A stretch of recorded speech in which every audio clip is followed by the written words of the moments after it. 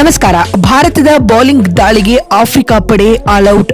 ಮೂರನೇ ಟಿ20 ಪಂದ್ಯದಲ್ಲಿ ವಿಶ್ವ ದಾಖಲೆ ನಿರ್ಮಿಸಿದ ಹಾರ್ದಿಕ್ ಪಾಂಡ್ಯ ಟೀಂ ಇಂಡಿಯಾಗೆ ಅಲ್ಪ ಮೊತ್ತದ ಟಾರ್ಗೆಟ್.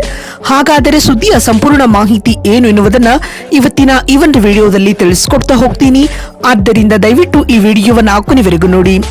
ಆದರೆ ಅದಕ್ಕಿಂತಲೂ ಮುನ್ನ ನೀವು ಕೂಡ ಟೀಂ ಇಂಡಿಯಾದ ಅಭಿಮಾನಿಗಳಾಗಿ ಈ ವಿಡಿಯೋವನ್ನು ನೋಡುತ್ತಿದ್ದರೆ ತಪ್ಪದೆ ಈ ಕೂಡಲೇ ಈ ವಿಡಿಯೋಗೊಂದು ಲೈಕ್ ಮಾಡಿ ಮತ್ತು ನಮ್ಮ ಚಾನೆಲ್ಗೊಂದು ಸಬ್ಸ್ಕ್ರೈಬ್ ಮಾಡಿ. ಹೌದು, ಧರ್ಮಶಾಲಾದಲ್ಲಿ ನಡೆಯುತ್ತಿರುವ ದಕ್ಷಿಣ ಆಫ್ರಿಕಾ ಹಾಗೂ ಭಾರತ ನಡುವಿನ ಮೂರನೇ ಟಿ20 ಪಂದ್ಯದಲ್ಲಿ ಇದೀಗ ಟಾಸ್ ಸೋತು ಮೊದಲು ಬ್ಯಾಟಿಂಗ್ ಮಾಡಿದ ದಕ್ಷಿಣ ಆಫ್ರಿಕಾ ತಂಡವನ್ನ ಟೀಂ ಇಂಡಿಯಾ 117 ರನ್ಗಳಿಗೆ ಆಲ್ಔಟ್ ಮಾಡುವ ಮೂಲಕ ಪಂದ್ಯ ಗೆಲ್ಲಲು ಅಲ್ಪ ಮೊತ್ತದ ಟಾರ್ಗೆಟ್ ಪಡೆದುಕೊಂಡಿದೆ. ಸ್ನೇಹಿತರೆ, ಪರ ಎಲ್ಲಾ ಬೌಲರ್ಗಳು ಅದ್ಭುತ ಬೌಲಿಂಗ್ ದಾಳಿಯನ್ನು ಸಂಘಟಿಸಿದರು. ಹರ್ಷದೀಪ್ ಸಿಂಗ್, ಹರ್ಷಿತ್ ರಾಣಾ, ವರುಣ್ ಚಕ್ರವರ್ತಿ ಮತ್ತು ಕುಲ್ದೀಪ್ ಯಾದವ್ ತಲಾ 2 ವಿಕೆಟ್ ಪಡೆದುಕೊಂಡರು. ಇನ್ನು ಇದಕ್ಕೂ ಮುನ್ನ ಈ ಒಂದು ಪಂದ್ಯದಲ್ಲಿ ಟಾಸ್ ಗೆದ್ದಂತಹ ಟೀಂ ಇಂಡಿಯಾ ತಂಡದ ನಾಯಕ ಸೂರ್ಯ ಮೊದಲು ಬೌಲಿಂಗ್ ಮಾಡುವ ಆಯ್ಕೆಯನ್ನ ಆಯ್ದುಕೊಂಡರು. ಅದರಂತೆ ಇನ್ನಿಂಗ್ಸ್ ಆರಂಭಿಸಿದ ದಕ್ಷಿಣ ಆಫ್ರಿಕಾ ತಂಡಕ್ಕೆ ಮೊದಲ ಓವರ್ನಲ್ಲಿ ಆಘಾತ ಎದುರಾಗಿತ್ತು.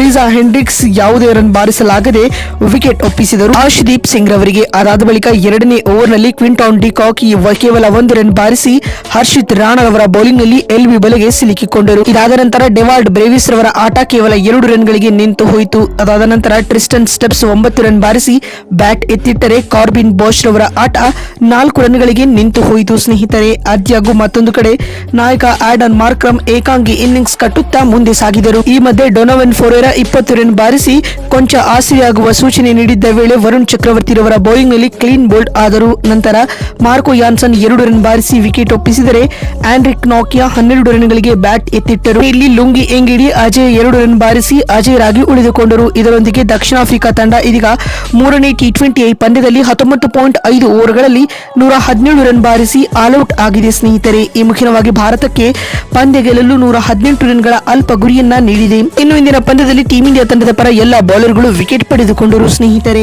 ಹರ್ಷದೀಪ್ ಸಿಂಗ್, ಹರ್ಷಿತ್ ರಾಣಾ, ವರುಣ್ ಚಕ್ರವರ್ತಿ ಹಾಗೂ ಕುಲ್ದೀಪ್ ಯಾದವ್ ತಲಾ 2 ವಿಕೆಟ್ ಪಡೆದುಕೊಂಡರು.